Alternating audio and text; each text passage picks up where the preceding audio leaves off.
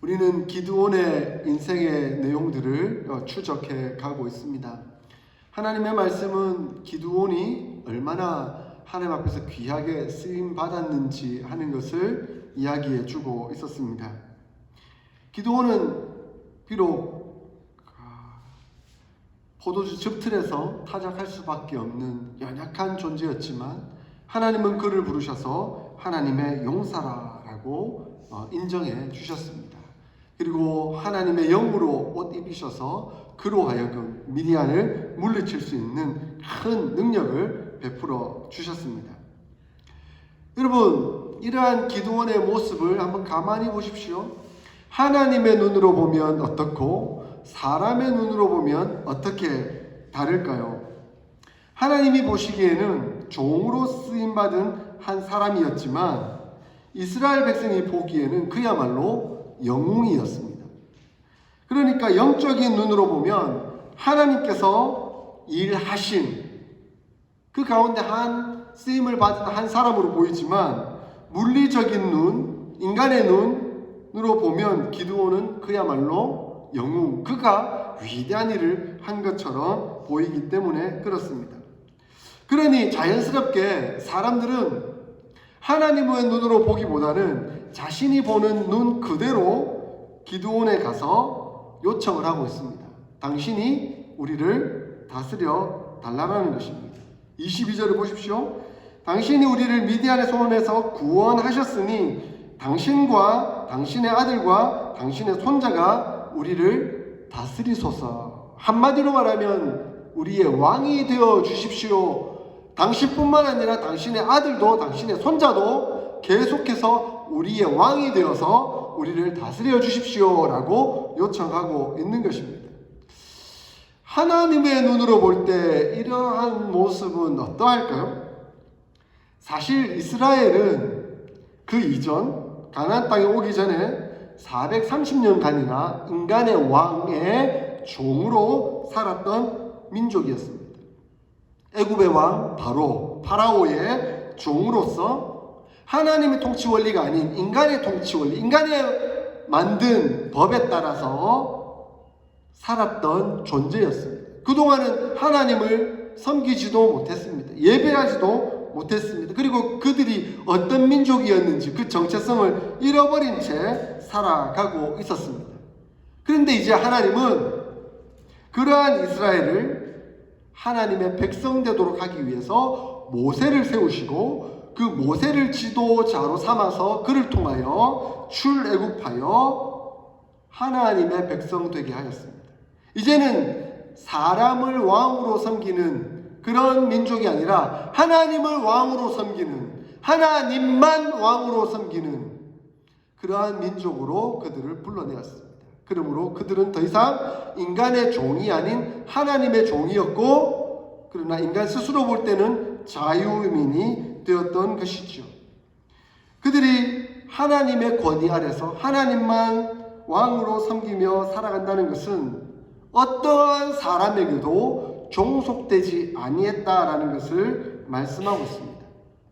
그러므로 하나님의 백성된 이스라엘 민족은 어느 한 인간을 위해서 살아가는 것이 아니라 하나님을 위해서 살아가는 것이고 공동체된 서로를 위해서 살아가는 존재가 된 것입니다. 어느 한 인간, 절대 권력을 가진 그 인간을 위해서 살아가는 삶이 아니라는 것이죠. 그런데 한번 보십시오. 인간이 왕이 되었을 때 그 인간은 스스로 신이 되려고 합니다. 고대 시대에 보면 왕은 언제나 신의 위치에 있었습니다. 바로가 그랬잖아요. 이집트 왕 바로 자기가 신이라고 여기며 살았습니다. 그리고 모든 사람들은 그들을 왕으로 신으로 인정해 주었습니다. 그만큼 또한 인간의 왕은 자신이 절대적인 신의 권력을 가졌다라는 것을 보여주려고 애를 썼습니다. 자신의 권력이 얼마나 위대한지 얼마나 대단한지 하는 것들을 가시적으로 인간의 눈에 보이도록 하려고 노력을 했던 것이죠. 그래서 여러분, 세상의 역사를 한번 보십시오. 수많은 유적들, 우리가 눈에 보기에 좋았던 유적들, 그 다 왕을 위한 것 아니겠습니까? 이집트의 피라미드, 그 외계인이 만든 거 아니냐? 할 정도로 정말 대단하게 만들어진 그런 것들, 다 왕의 무덤이지 않습니까? 그리고 인도에 가면 타지마할이라고 어마어마한 예쁜 궁전이 있습니다. 그 궁전, 왕이 자기 아내 왕비를 기념하기 위해서, 자기의 권력을 드러내기 위해서 만들었습니다. 뿐만 아니라 엄청난 동상들, 신상들, 왕의 모습들을 담은 상들을 만들고 있습니다. 왜 그럽니까? 눈에 보이도록, 내가 누구인지, 왕이 어떤 존재인지 눈에 보이도록 하기 위해서 무덤이든지 왕궁이든지 큰 동상이든지 만들어서 보여주려고 했던 것입니다. 그게 인간의 모습입니다. 인간 왕의 모습입니다. 그러므로 하나님은 이스라엘에게 인간 왕을 허락하지 않으셨습니다. 출애굽 당시 위대한 지도자 모세, 이스라엘 백성들을 이끌고 광야로 나와서 40년간이나 하나님의 역사를 보여주었던 사람입니다. 그런데 하나님은 모세가 왕이 되도록 허락하지 않으셨습니다. 그 이후에 가나안 땅을 완전 정복하여 정착하도록 만든 여호수아, 하나님은 여호수아가 왕이 되도록 허락하지 않으셨습니다. 왜 하나님은 이스라엘에게 왕을 허락하지 않으셨을까요? 하나님이 왕이시기 때문에 그렇습니다. 인간 왕의 권력에, 인간 왕이 만든 그 법에 따라 통치되는 것이 아니라 하나님의 법, 하나님의 말씀에 따라 통치되기를 하나님 원하셨기 때문에 하나님은 이스라엘에게 왕을 허락하지 않으셨습니다. 그래서 하나님은 이스라엘 백성들을 출애굽하고 나온 이후에 내 백성이다 라고 표현하셨습니다. 내 백성이라는 표현은 하나님이 왕이 되셨다는 것입니다. 그러므로 하나님이 다스리는 나라, Kingdom of God, 하나님의 왕국이 되는 것입니다. 하나님만을 전적으로 섬기며 하나님의 백성, 하나님의 종이 되어야 한다는 것을 말씀하고 있는 거죠. 그리고 하나님의 통치 원리에 따라 서로 사랑하고 섬기며 하나님 기뻐하시는 공동체를 이루어 나가도록 하는 것, 그것이 하나님의 뜻이고 하나님의 통치 원리라는 것을 우리에게 가르쳐 주셨던 것입니다. 기드온은 잘 알았겠죠.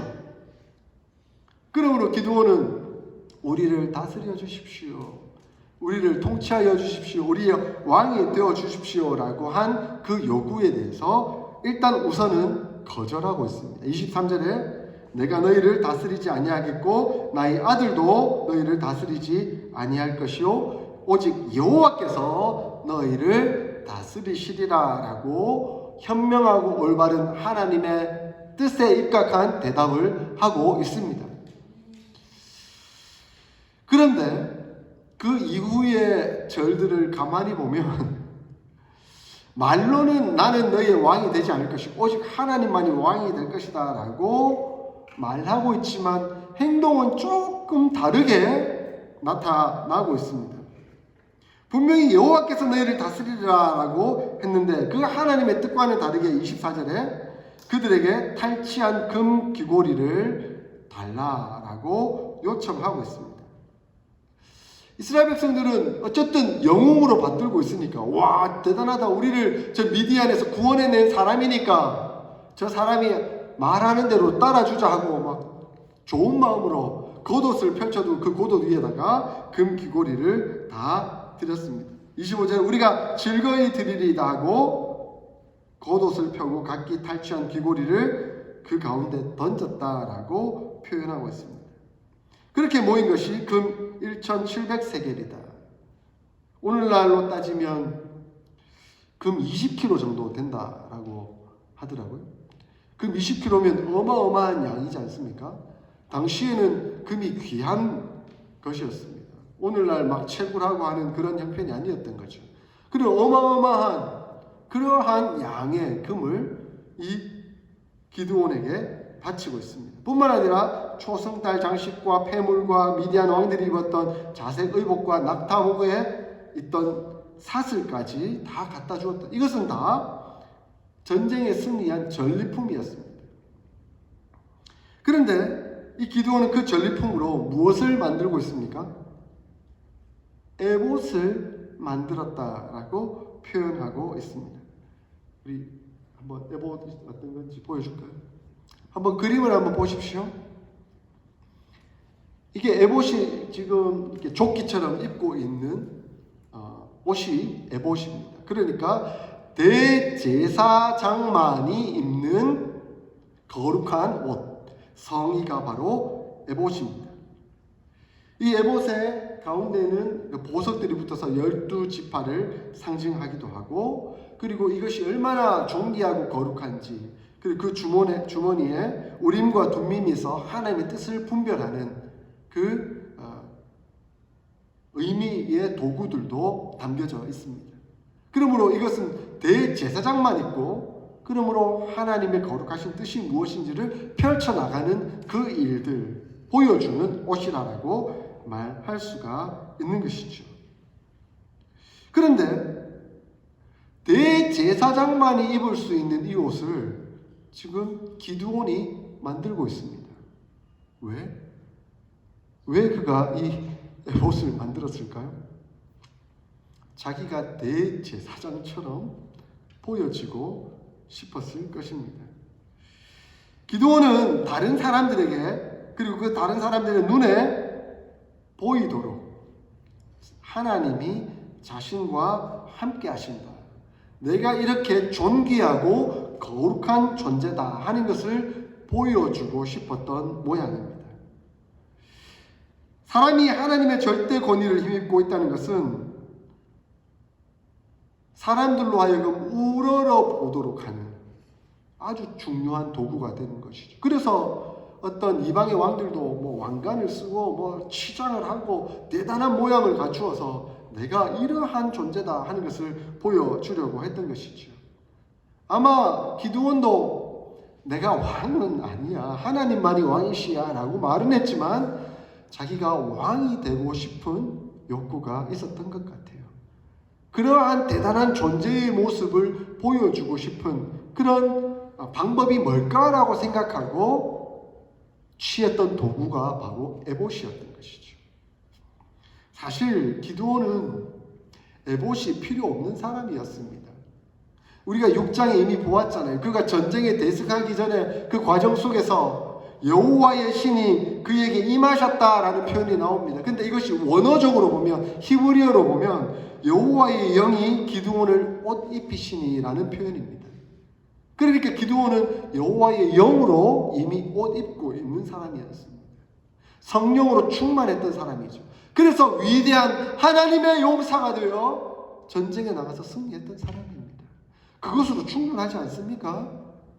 영의 눈으로, 영적으로 여호와의 영으로 옷 입은 사람, 그것으로 충분하지 않습니까? 그런데 사람이 그래요. 이 영역이 떨어지면 영역이 있는 척하기를 원하는 거죠. 그렇게 보여지기를 원했던 것입니다. 사람이 외적으로 자꾸 뭔가를 표현하려고 하는 것은 내적으로 뭔가가 소멸됐다는 뜻 아니겠습니까? 그죠? 속으로는 전혀 안 되고 있으니까 외적으로라도 뭔가를 표현하고 싶은, 바리새인들이 바로 그거잖아요. 바리새인들이 자기의 속으로는 거룩한 모습이 안 드러나니까 외적으로, 겉으로 표현하고 싶어서 자꾸 율법 만들고 그걸 지키는 그런 모습을 통해서 자신이 거룩하다 하는 것을 보여주려고 했던 것이죠. 진짜가 아니니까 가짜를 자꾸 진짜인 것처럼 포장하려고 하는 그 모습들이 나타나고 있는 것이죠. 오늘날 수많은 이단들이 사실 이런 방법을 쓰고 있지 않습니까? 여기 속으면 안 되죠. 이단들이 자기가 교주가 돼서 대단하다라고 하는 그런 명성을 얻을 때 항상 하는 짓이 있어요. 뭔지 아세요? 백마를 타고 사진을 찍는 거예요. 이 두 명의 사람이 나오고 있습니다. 오른쪽에 있는 사람, 여러분 너무나 잘 아는 사람이죠. 유명한 사람. 이만희, 신천지 예수교 증거장막성전의 교주입니다. 왼쪽의 사진은 엘리야 복음선교원의 교주인 박명호 씨예요. 이 사람들이 왜 백마를 타고 사진을 찍었을까요? 자기의 위대성, 신성을 드러내려고 이렇게 사진을 찍는 거예요. 왜냐하면 요한계시록 6장과 19장에 백마를 탄 자가 나오고 있으니까요. 그러니까 성경에 나오는 인물이 바로 자기다 라고 표현하려고 외적으로 이렇게 사진을 찍고 있는 거예요. 이 두 사람뿐만 아니라 웬만한 이단 교주들은 다 백마를 타고 사진을 찍었어요. 그렇게 찍는 이유가 뭡니까? 자기가 가짜니까 진짜인 척 하려고 그렇게 하는 거예요. 그래서 하나님은 절대 우상을 만들지 마라. 우상인 척 하지도 말라. 절대 인간은 신이 될 수 없다. 그렇게 가르쳐 주고 계시는 것이죠. 그런데 자기를 상징적으로 보여주려고 백마를 타고 에봇을 입고 동상을 만들고 이런저런 모양으로 보여주려고 애를 쓰고 있는 것이죠. 그러면 결국 무엇이 되는 겁니까? 자기 자신이 우상이 되는 겁니다. 자기 자신이 신이 되는 겁니다.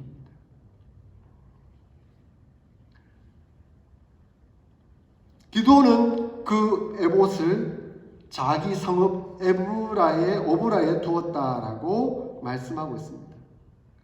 근데 그 둔 에봇을 온 이스라엘이 음란하게 위함으로 그것이 기드온과 그 집의 올무가 되었다라고 사사기 저자는 말씀하고 있습니다. 여러분, 기드온의 그 고향 오브라에 어떤 일이 있었습니까? 처음 하나님께서 이 기드온을 만나고 기드온에게 가장 먼저 시켰던 일이 뭡니까? 너의 그 고향에 있는 오브라 땅에 있는 바알의 단을 헐고 아세라상을 찍어버려라 라고 말씀하셨습니다.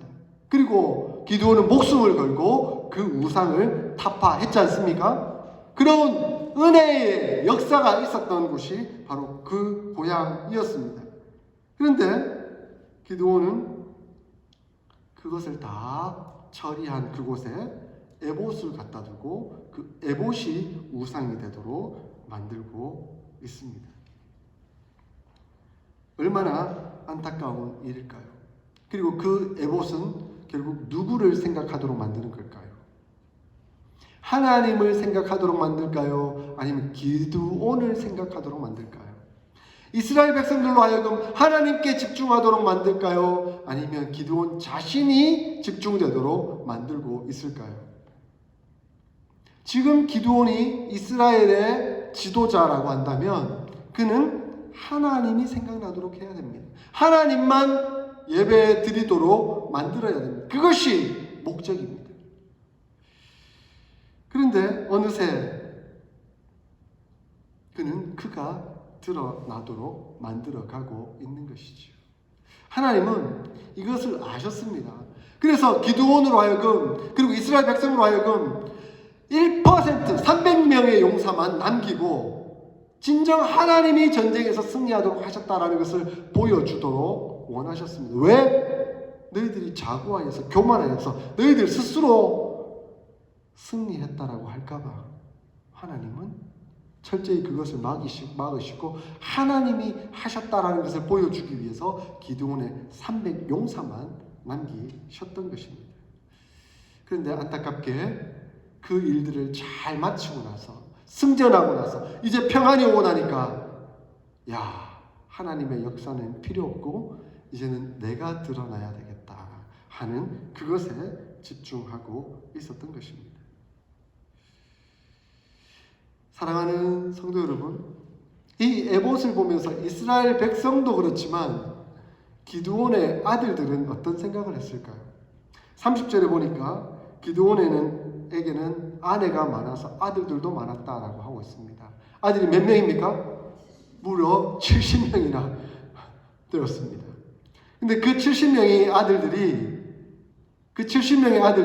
그 에봇을 보면서 어떤 생각을 했을까요?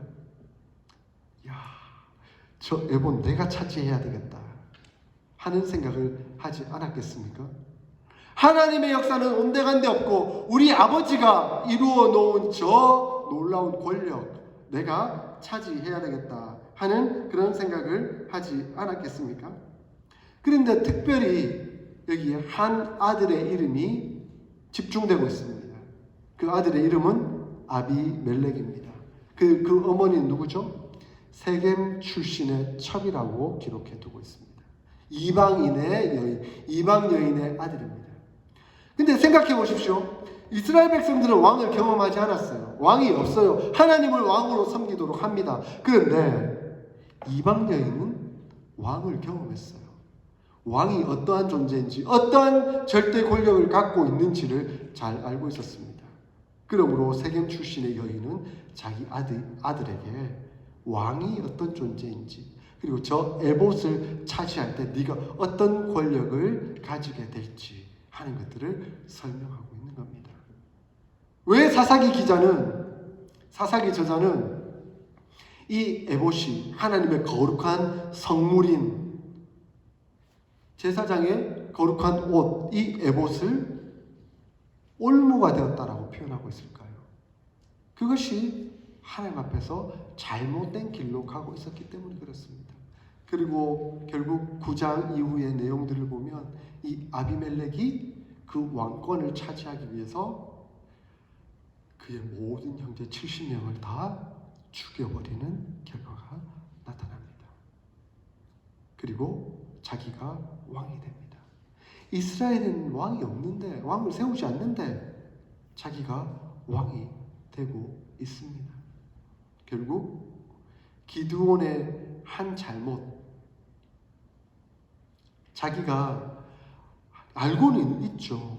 하나님이 왕이시라는 거. 그래서 나는 절대 왕이 될 수 없고 내 아들도 왕이 안 될 것이고 내 손자도 왕이 안 될 것이야 라고는 했지만 금귀고리 모아다가 자기가 가장 높은 권력이 있다는 걸 보여주고 만든 그 에봇이 결국 올무가 되어 자기 자식들을 다 죽여버리는 엄청난 결과가 나타나게 된다는 것입니다. 선줄로 생각할 그때에 하나님 앞에 겸손하지 못하면 넘어져 버릴 수밖에 없다는 것을 그대로 보여주고 있는 결과가 나타나고 있습니다. 그래서 솔로몬은 이후에 이제 왕이, 하나님이 원하시지 않는 왕이 세워지죠. 솔로몬 왕이 내가 왕이 되어보고 하나님 앞에서 이렇게 살아봤지만 이렇게 살아서는 안 된다 라고 하면서 잠언에서 교만은 패망의 선봉이요 거만한 마음은 넘어짐의 앞잡이다 라고 표현을 하고 있습니다. 하나님 앞에서 자기 자신을 절대 내세워서는 안 되고 절대 권력을 말해서는 안 된다. 그래서 사도 바울은 고린도전서 10장 12절에 그런즉 선줄로 생각하는 자는 넘어질까 조심하라 라고 말씀하고 있습니다. 사랑하는 성도 여러분, 우리가 인간이 그래요. 뭔가 조금만 잘하고 나면 거기에 대해서 으스대면서 어깨에 힘이 딱 들어가는 그런 인간의 연약한 모습들이 드러나고 있는 것 같습니다. 제가 예전에 있는 교회에서 교회의 역사를 정리했다라는 내용을 한번 말씀드린 적이 있습니다. 그 역사를 이렇게 팀을 이루어서 함께 정리를 해나가기 위해서 같이 이제 올해 개척 때부터 있었던 장로님, 권사님 일일이 다 만나서 그간에 있었던 일들의 이야기들을 인터뷰를 했어요. 우리 팀원들이 같이 인터뷰를 하니까 그 장로님들이 있었던 초창기에 어떤 일이 있었고 중간에 교회 건축하면서 어떤 일이 있었고 그리고 어떤 사업을 펼쳐나가고 그런 애환들을 쫙 얘기하세요. 권사님들도 그 일들을 쫙 얘기하시는 거예요. 그리고 그 얘기를 다 들어가지고 정리해가지고 그것을 30년 역사로 만들어 냈습니다. 1년이 넘는 오랜 동안의 작업을 통해서 그 일들을 이렇게 했던 거죠. 하나하나 정리를 했습니다. 그 정리를 다 해가지고 이제 최종 결제를 받고 이제 책으로 만들어 내려고 하는데 목사님이 결제를 안 하시는 거예요. 최종 결제를 안 하시는 거예요. 그리고 어떤 말씀도 안 하세요. 아니 장로님, 권사님, 그리고 초창기 멤버들 일일이 다 인터뷰를 듣고 정리를 해가지고 내용을 다 이렇게 정리하고 검수도 하고 파악을 하고 이렇게 해가지고 책을 애써서 1년 넘게 고생하면서 만들어냈는데 왜 결제를 안 해주시지? 기다렸죠. 어떤 대답이 오실까. 근데 대답도 없으세요. 그리고 결제는 안 해요. 그렇게 한 달이, 2달이 지나가는 거예요. 저는 팀장으로서 이거 뭐지? 그렇게 고생하면서 이렇게 팀원들이 애쓰며 수고하면서 만들어냈는데 이걸 왜 결제를 안 하시? 결국은 안 하시려는가 보다 하고 마음에 포기를 했습니다. 이제는 방법이 없다. 아이고 담임 목사님이 결제를 안 하시는데 이 책이 어떻게 나오겠느냐 하고 저는 포기를 했어요. 그런데 포기하고 얼마 지난 이후에 목사님이 몇 가지 서류를 들고 오시더니 이 교회는 내가 와서 함께 개척 설립을 한 것이지 장로님이 먼저 개척 설립을 해놓고 나를 청빙한 것이 아니다 이렇게 이제 얘기를 하시는 거예요.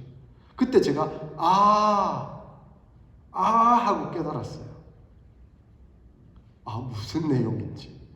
근데 초창기 그 1장 교회가 처음 설립될 당시의 내용들 중에 어느 한 순복음 교회에서 이 교회가 좀 떨어져 나왔는데 한 30-40명 교회가 떨어져 나왔는데 그 30-40명 떨어져 나올 때 이 장로님이 멤버셨어요. 그리고 그 장로님이 우리 교회의 담임 목사님을 누가 하면 좋을까 하고 생각하다가 중고등부 수련회에 있었던 그 수련회에 참석했을 때 이 목사님이 와서 수련회를 잘 인도하셨던 것을 기억하면서 그 목사님이 우리 담임 목사님이 되셨으면 좋겠다 하고 부르셨다는 거예요. 그게 이제 장로님의 인터뷰 내용인 거죠. 그래서 불러서 이제 교회가 함께 성장해 왔다라고 되어 있었는데 목사님은 그게 못마땅하셨던 거죠. 교회가 세워져 있는 중에 내가 담임 목사로 온 게 아니라 내가 함께 와서 내가 개척을 해서 함께 교회를 세웠다 하는 그게 들어가기를 원하셨던 거죠. 깨닫고 빨리 그렇게 수정을 했죠. 그리고 바로 결제가 떨어져서 나중에 책이 만들어졌습니다.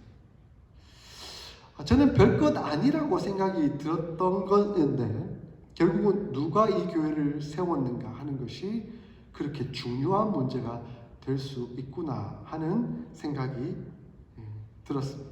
그리고는 결국 내가 무엇을 했다 하는 것이 강조되어야 한다는 것이 얼마나 중요한가. 그 책의 제목은 은혜로 여기까지였거든요. 근데 지금 한편으로 나로 여기까지인가? 라는 의문이 순간 들면서 조금 안타까운 마음이 들더라고요. 결국 하나님이 하셨다라는 고백은 하고 있지만 결국 내가 했다라는 걸 보여주려고 하는 그 내용이 거기 담기지 않으면 안 된다 하는 그 마음이 들어서 좀 씁쓸했던 기억이 있습니다. 사랑하는 성도 여러분, 기드온은 말로는 내가 너희를 다스리지 아니하겠고 나의 아들도 너희를 다스리지 아니할 것이다. 여호와께서 너희를 다스리시리라 라고 말했지만 결국은 자기를 기억해주고 기억을 넘어서 기념하기를 원했고 인정받기를 원했던 것이죠. 그러다 보니 하나님의 역사, 하나님께서 미디안을 무찌르는 것이 자기가 무찌른 것처럼 자기가 용사가 된 것처럼 그렇게 결론이 바뀌고 있는 것을 봅니다. 결국 그 증거가 에봇이 되었던 것이죠. 에봇은 거룩을 상징하는 것이었지만 결국 기드온을 상징하는 올무가 되어버리고 말았습니다. 사랑하는 성도 여러분, 하나님은 우리를 은혜로 부르셨습니다. 그리고 은혜로 우리 어스틴 사랑의 교회를 세우셨습니다. 은혜로 우리 교회가 한 걸음 한 걸음 나아가고 있습니다. 하나님 여러분을 용사로 부르셨습니다. 여러분을 통해 한 영혼 한 영혼 구원받도록 하셨고 여러분을 통해서 우리 교회가 하나님의 교회로 성장해 가도록 이끌어 가고 계십니다. 우리는 철저히 쓰임받는 도구에 불과합니다. 그러므로 우리의 고백 속에서는 늘 하나님이 하셨습니다. 하나님의 은혜입니다. 이렇게 고백해야 하는 것이죠. 겸손한 고백이 필요합니다. 그런데 만약에 그 순간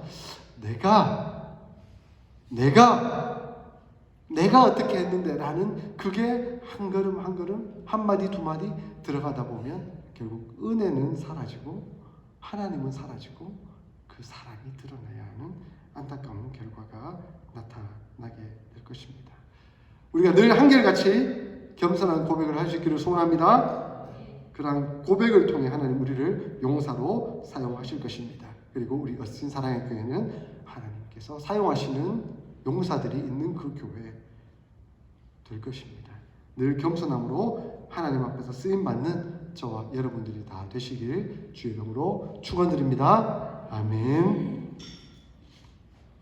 오늘 말씀을 새기면서 겸손히 하나님 앞에 기도했으면 좋겠습니다. 하나님 저희를 부르셨습니다. 하나님께서 저희를 용사로 부르셨습니다. 철저히 하나님이 하십니다. 하나님이 주인이십니다. 하나님이 우리의 왕이십니다.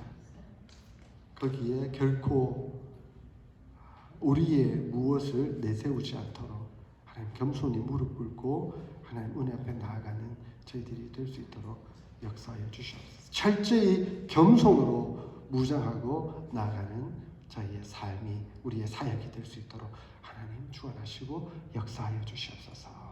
우리 함께 이 기도 제목 가지고 통성으로 기도하겠습니다. 하나님 아버지